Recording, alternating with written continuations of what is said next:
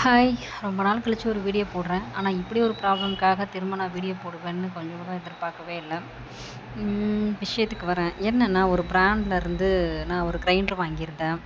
அந்த கிரைண்டர் வாங்கி 1 மந்த் தான் ஆச்சு. அந்த கிரைண்டர் வாங்கினதுலேருந்தே எனக்கு பிரச்சனை தான். என்னன்னா, அது கல்லுக்கான சீசனிங்லாம் பண்ணி முடிச்சுட்டு, அதுக்கப்புறம் 2 கிளாஸ் கருப்பு கவுனி அரிசி இருந்துச்சுங்க.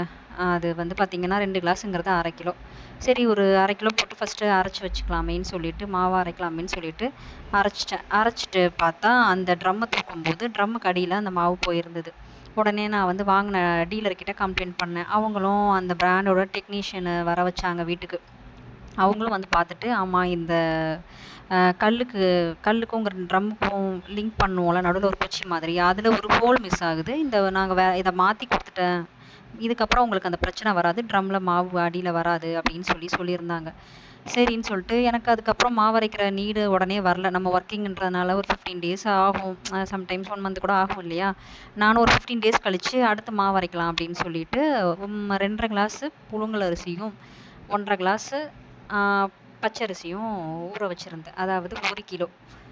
மொத்தம் 4 டம்ளர் ஊற வச்சிருந்தேன்.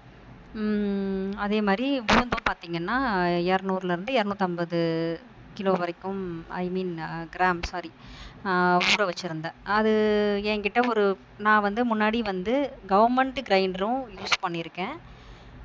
வேற பிராண்ட் கிரைண்டரும் நான் யூஸ் பண்ணியிருக்கேன்.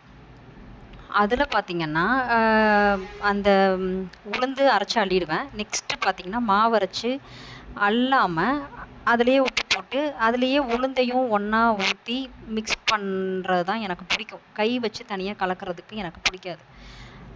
இவ்வளோ நாள் அப்படிதான் எல்லா பிராண்ட்லயும் நான் அரைச்சிருக்கேன். கொஞ்சம் எக்ஸஸா மேல வருது.